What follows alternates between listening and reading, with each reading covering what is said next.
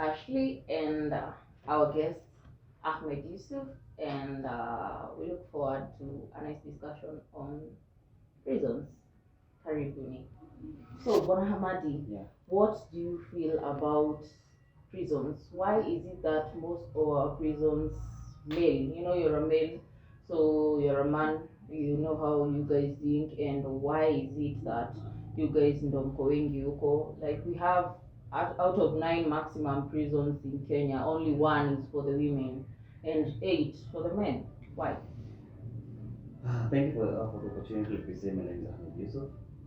If we're trying to go to the question of why, we have so many whys, so many issues, like we described, like why are men in prisons, and we boil down to social issues. Yeah, a big number of men who are in prison, most of them are dealing is due to the case of GBV, that is gender-based violence.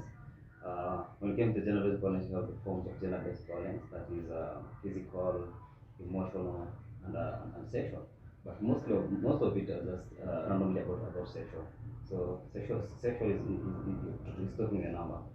So the other percentage and few number is petty crimes.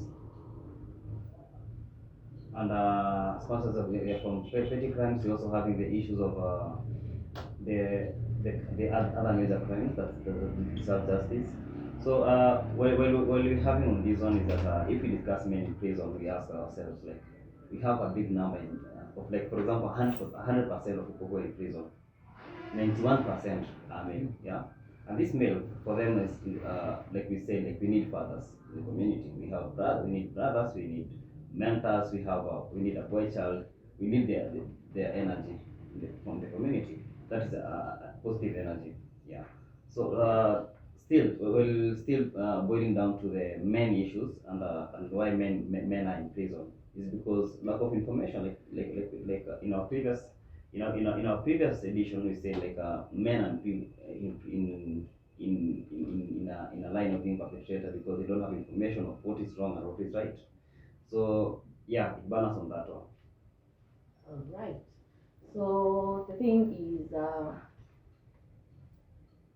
the fact that the man or the boy child is has always been the offender or the perpetrator of these maybe social vices. That is why we probably have them mainly in prisons. But maybe I don't know if I stand to be corrected. I feel like currently we're also having an issue of congestion in our prisons. We have like maybe I'm not so sure about that, but I stand to be corrected. If there is an issue whereby our prisons are flooding with these offenders, is it about time that we need to think of now, if these young men are too clever that now in this current economy, in this current world, it is becoming unbearable to live in it, and it is becoming unsustainable for them. Now they have to do commit crimes so that they survive. Don't you feel like we need some other form of solutions to decongest these prisons? Okay, according to my take is that the current research and the current data of young people in prison is because of community and society, because of minor crimes and petty crimes that we've been having, and then you find yourself in prison, then coming out the prison after serving your sentence, now coping with the community is also not receptive. So the community should have not created maybe a platform for the Boychild now. If I talk about the Boychild now, is that this young man has been arrested, for example, just a petty crime, like, for example, having a phone that is maybe it has some other agendas, maybe stealing a phone, stealing a SIM card, stealing money, maybe doing burglary so that they can do something else. Those those are the crimes that can be replaced, yeah. And for what we know is, like, they have insurance, and someone can be paying for a fine. But now you find our justice system is that if you do a crime, you go serve. So I go serve maybe, for example, in a prison. So as much as I'm in a prison for serving for 5 years for a crime that maybe I did a burglary, yeah, so that I can feed my family, or for a certain reason, or for my youthfulness. So I find myself in 5 years, 7 years in prison. coming out here, the life has changed. Yeah, whatever I was doing, if it was a business, I stopped. The friends that I've been having, they are all gone. So I'm finding myself in like coping again in the community became an issue. So what will I do? I just go do another crime so that I can go back where I feel comfortable, because there's a system in prison. Yeah, but now on this system, I'm adapting on that one because humans is to adapt. So they find it like it's better to be in prison than to be outside here. So outside here is a cruel world where now I don't feel like I don't have a feeling of belonging. So I have to do a crime to go there again. Yeah. Right, right. So I understand that currently there are two options that are being used for decongesting the prisons, which is plea bargains and non-custodial sentences. So if we look at non-custodial sentences and those plea bargains, I feel like if these young men or these young men or these men out there, they are too smart and you give them those non-custodial sentences whereby maybe those plea bargains they take some cash bail nini, they just go, they're out there for rada yao, you have their fingerprints and all that, so for you're on them. But at the end of the day, these young hawa watu bana, they're smart. Kama they were caught hacking systems, they were caught with stolen SIM cards, stealing from people. We've had cases whereby people are stealing from us, from the jail, like from committee, and they are stealing, they are calling you, they are telling you things to Poapo, you're just doing your number, your pins, your nini, and then boom, you don't have any cash in your account, boom. Sijui what has happened, sijui mpaka umefuliza and all that, such stories. For me, I tend to feel like if we release them on such bails and pleas, they will still go and do it again because we have not solved the situation, we have not solved the issue that made them do what they did, commit the crime that they committed. So, what are the probable takes that we should, what exactly, or what ideas do you have on how we should go about it to at least maybe help this boy child? Do we need like programs? Do we need like organizations? Does the state and the non-state organizations need to work on, if we have these very smart IT guys, instead of wasting that ability, wasting that IQ of theirs, can we put them somewhere they get paid? And then we need these systems, we need people who know how to hack systems, we need people how, because if you know how to hack a system, definitely you'll know how to protect it from being hacked, right? If IBC servers and other servers, are being hacked, we need these smart young men who are in prison, instead of them wasting this energy of theirs stealing from us. We use these ideas they have, this smart IQ, put it into some good use, whether it's a project for the state or the non-state, but at the end of the day, they're benefiting and the company or the organizations are benefiting. What do you feel about that? Because I tend to feel like that is the right thing. Let's stop, tuache kutafuta solution ya kuwatoa kwa jela, because that solutions that we're having currently are not permanent. Okay, my thinking is that you see, you can always adapt. Yeah, you can adapt to the other policies and other institutions that are doing or other countries or what they are doing. So when we say we need progressive. We need something progressive. We need something like moving from one step to another and not going back to the bad thing. So what I could say is that there's the policies that we are having currently in our nation are not stable for the Boychild. For the Boychild, it's like you do a crime, you serve a crime, you go to jail, you serve a sentence there. But now we should also like balance like what is the how much productive are you in the community.